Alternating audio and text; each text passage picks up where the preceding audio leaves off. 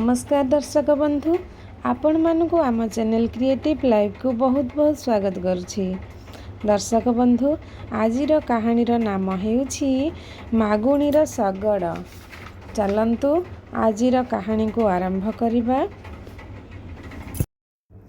खलिकोटर 2 लाख लोकंक भितरे प्रतिदिन जीवा आसिबा चलिछि। केते संसाररु जाउछंती, केते संसार को आसुछंती। ए खबर रखुछंती गृह परिवार बा साई पड़िशार लोके।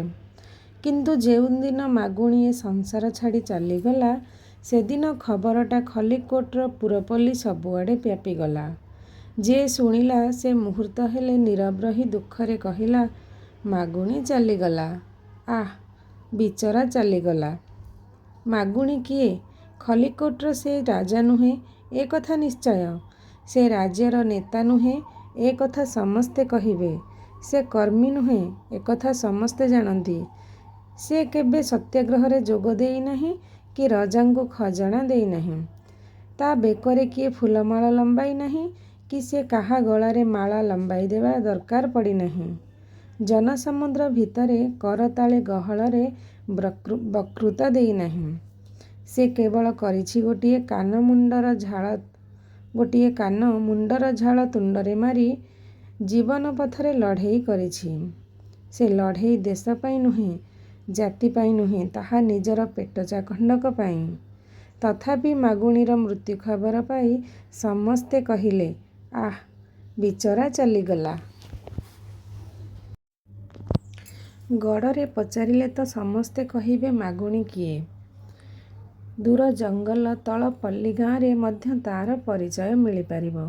मागुणी खलिकोटर केही नुहे, से जणे शगड़िया। 2टा बलद ओ से, ए 3 मिसी गोटाए संघ गढ़िथिले, जाहाकि 2 लाख लोकंक मन को छुईगला। प्रतिदिन खलिकोट गड़रे सूर्य उए ओ सूर्य अस्त हुए। घन घोर वर्षा दिने लोके सूर्य न देखी मागुणी की देखी बेल जानती। माघ मासर जाड़े पिंडारे घोड़ी घाड़ी होई लोके बसिथिबा बेले मागुणी निज परिचित सांग 2टी को शगड़रे जोची पहाड़ तले गीत बोली चली जाए।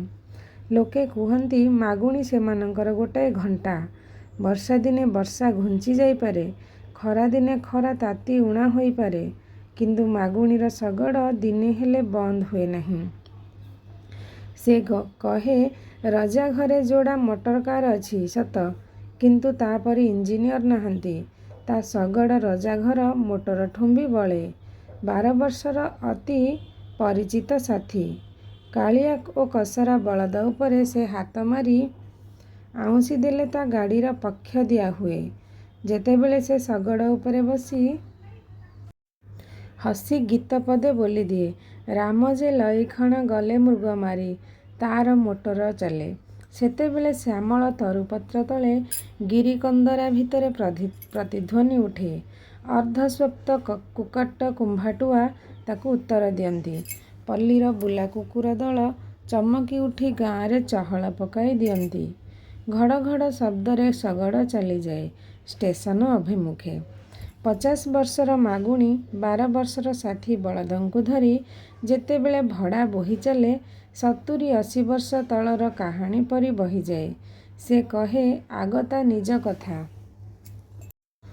तार केबे बापा माँ थिले, से केबे सुखरे बढ़ी खटरे शोउथिला, से केबे घरे बसी 2 ओली पेट पुराई खाउथिला ओ जनकर मधुर वचन शुणी जीवनर सकल दुख भूली जाउथिला। से गढ़िथिला गोटे स्वप्न राज्य। से राज्ୟରେ सिए थिला राजा। राणी करी जाहाकू आनीथिला, जीवनटाकू से हसाई हसाई नचाउथिला। तार अधर तले से अमृत पिउथिला। तार चाहाणी भितरे से जगत देखुथिला। तार निश्वास रे से सुबास बारुथिला ओ तार पाद तले से फूल फुटिबार देखुथिला। किंतु से स्वप्न तार बेसी दिन रहिला नहीं। स्वप्नमयी हसी हसी चलीगला ए संसारर से पाखकू। ए पाखे 2टी बलद गाँरु स्टेशन को ओ स्टेशनरु गाँ को दिनेक 2 थर जाई ताकू आरा जन्मरे भेटिबाकू चेष्टा करुथिला। ଶଗଡ଼ ବୋହିଲା ବେଳେ ଏକଥା ସେ ସମସ୍ତଙ୍କୁ ଶୁଣାଇ କନ୍ଦାଇ ପକାଏ। ନିଜେ ଦୁଇ ଟୋପା ଲୁହ ନିଜର ଚିରାକାନିରେ ପୋଛି ଦେଇ ବଳଦ ଉପରେ ହାତ ମାରି ପୁଣି କହେ ଆଉ ଗୋଟାଏ ଗଳ୍ପ। ଲୋକଙ୍କ ବାଟ ସରିଯାଏ, କିନ୍ତୁ ତାର ଗଳ୍ପ ସରେ ନାହିଁ। ସେ କହେ ତା ଶଗଡ଼ରେ ନ ବସିଛି କିଏ? ବସିନଥିଲେ ବସିନଥିବେ ଖଲିକୋଟର ରାଜା, କିନ୍ତୁ ଦେୱାନ କହ, ମ୍ୟାନେଜର କହ, ଓକିଲ କହ, ମହାଜନ କହ, ଏପରିକି ମହାତ୍ମାଙ୍କ ଭକ୍ତ ପର୍ଯ୍ୟନ୍ତ କହ, ସମସ୍ତେ ବସିଛନ୍ତି ତା ଶଗଡ଼ରେ। ଏସବୁ କଥା କହିଲା ବେଳେ ସେ ଏଡ଼େ ଉତ୍ସାହର କହେ ଯେ ବେଳେ ବେଳେ ବଳଦ ଦୁଇଟା ଠିଆ ହୋଇଗଲେ ମଧ୍ୟ ସେମାନଙ୍କୁ ଅଡ଼ାଏ ନାହିଁ। ଜାଣିପାରିଲେ କହେ ଏ ପଶୁଗୁଡ଼ାକ ମଧ୍ୟ ଏକଥା ଶୁଣିବାକୁ କାନଉଛନ୍ତି। ମାଗୁଣିର ଶଗଡ଼ ଓ ବଳଦ ଖଲିକୋଟର ଗୋଟିଏ ବିରାଟ ଇତିହାସ ନହେଲେ ମଧ୍ୟ ସେ ଇତିହାସର କେତେଟା ପୃଷ୍ଠା। ସେ ଇତିହାସ କହେ ଏ ଶଗଡ଼ ରାଜ୍ୟର ସମସ୍ତିଙ୍କୁ ଚିହ୍ନିଛି। କେତେ ବାଳ ବିଧବା ଏହାରି ଉପରେ ବସି ଶାଶୁଘରୁ ବାପଘରକୁ ଫେରିଛନ୍ତି। କେତେ ସୁହାସିନୀ କୁଳବଧୂ ବାପଘରୁ ଶାଶୁଘରକୁ ମଧ୍ୟ ଯାଇଛନ୍ତି। ଖଜଣା ଗଣ୍ଡାକ ଦେଇ ନ ପାରି ଯେଉଁଦିନ ମଣ୍ଡଳ ଗାଁର ଗଦାଦାଉଳ ଜେଲ ଗଲା, ସେଇଦିନ ତା ଘରର ଛାଞ୍ଚୁଣୀ ମୁଣ୍ଡା ଆଦି ଏଇ ଶଗଡ଼ରେ ବୁହା ହୋଇ ଆସି ରଜାଘର କଚିରି ଦୁଆରେ ଜମା ହୋଇଥିଲା। ଯେଉଁଦିନ ବେନ୍ଦାଳିଆ ଗାଁର ମଧୁରଥେ ନରହତ୍ୟା ଅପରାଧରେ ଧରାହେଲେ, ସେଦିନ ସେ ଏଇ ଗାଡ଼ିରେ ବସି ଯାଇଥିଲେ। ଏଇ ଗାଡ଼ିରେ ବଡ଼ ଓକିଲ ଆସି ରଜାଘର ପକ୍ଷ ନେଇଛନ୍ତି। ଏଇ ଗାଡ଼ିରେ ରଇତି ନେତାଏ ହାତକଡ଼ା ପଡ଼ି କଚିରିକି ଯାଇଛନ୍ତି। ଏଇ ଗାଡ଼ି ସୁଖ ଦେଖିଛି, ଦୁଃଖ ଦେଖିଛି। ଲୁହ ବୋହି ଏଇ ଗାଡ଼ିର ଶୁଖିଲା ପାଳର ଗଦି ଓଦା ହୋଇଯାଇଛି। ହସରୋଳରେ ଏଇ ଗାଡ଼ି କେତେ କମ୍ପିଛି। ଏଇ ସବୁ କଥା କହି ମାଗୁଣି ଯେତେବେଳେ ଗାଡ଼ି ଚଳାଏ, ମନେହୁଏ ମାଗୁଣି ଗୋଟାଏ ଜୀବନ୍ତ ଇତିହାସ। ଏପରି 10-5ଟା ଇତିହାସକୁ ଏକାଠି କଲେ ଓଡ଼ିଶାରେ ଗୋଟାଏ କୋଣାର୍କ ତିଆରି ହୁଅନ୍ତା। ଦିନେ ମାଗୁଣି ଶୁଣିଲା ତା ଗାଡ଼ିରେ ଆଉ ଲୋକେ ବସିବେ ନାହିଁ। କାରଣ ସିଂହଘର ଗୋଟାଏ ମୋଟର ବସ୍ ଆଣୁଛନ୍ତି। ଶୁଣିଲା ମାତ୍ରେ ସେ ହସି ହସି ଆକାଶ ଫଟାଇ ଦେଲା। କହିଲା ମୋଟର ବସ୍, ତା କ'ଣ ମୋ କାଳିଆ କସରାକୁ ଟପିଯିବ? ଭଲ କରି ଆହାର ଦେଇ ଯେତେବେଳେ ହାତ ମାରିଦେବି, ଲୋକେ କ'ଣ ମୋ ଗାଡ଼ି ଛାଡ଼ି ସେ ଗାଡ଼ିକି ଯିବେ? ଏକଥା ଶୁଣି ସମସ୍ତେ ହସିଲେ ସତ, ମାତ୍ର ସେ ଖାତିର କଲା ନାହିଁ। 2-4 ଦିନ ଗଲା, ଦେଖୁ ଦେଖୁ ଗଡ଼ରେ ମୋଟର ବସ୍ ପହଞ୍ଚିଲା।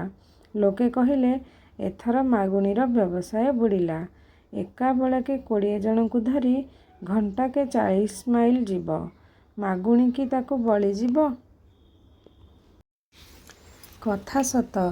ଦୈତ୍ୟଦାନବ ପରି ଗଡ଼ରେ ମୋଟର ବସଟାକୁ ଦେଖି ମାଗୁଣିର ମନରେ ଛନକା ପଶିଗଲା। ସେ କାନ୍ଦି ପାରିଲା ନାହିଁ ସତ, କିନ୍ତୁ କାନ୍ଦ କାନ୍ଦ ହୋଇ ଭାବିଲା ସେଦିନ ଯାଇଥିଲା କୋଦଳା ସଭାକୁ। କିଏ କହୁଥିଲେ କଳ ଜିନିଷଠୁ ହାତ ଜିନିଷ ଭଲ। ତାହେଲେ ମୋ ମୋଟର କଳଠୁ କ'ଣ ମୋ ଶଗଡ଼ ଭଲ ନୁହେଁ? ଏତେ ଲୋକ ସଭାରେ ବସି ଶୁଣୁଥିଲେ। ସେମାନେ କ'ଣ ମୋ ଦୁଃଖ ବୁଝିବେ ନାହିଁ? କର୍ମୀ ନ ବୁଝିଲେ ବି ଯିବି ଗାନ୍ଧୀଙ୍କ ପାଖକୁ। ଦରିଦ୍ରର ସାଥୀ ସେ, ଗରିବଙ୍କ ବନ୍ଧୁ ସେ। ସେ କ'ଣ କହିବେ ମାଗୁଣି ମରିଯାଉ, ଆଉ ଏ ସିଂହେ ବଞ୍ଚନ୍ତୁ। ଷ୍ଟେସନରୁ ଗଡ଼କୁ ସିଂହଙ୍କ ବସ୍ ଚାଲିଲା। ମାଗୁଣିର ଶଗଡ଼ ମଧ୍ୟ ଚାଲିଲା। କିନ୍ତୁ ବସ୍ ପୂର୍ଣ୍ଣ, ଶଗଡ଼ ଖାଲି।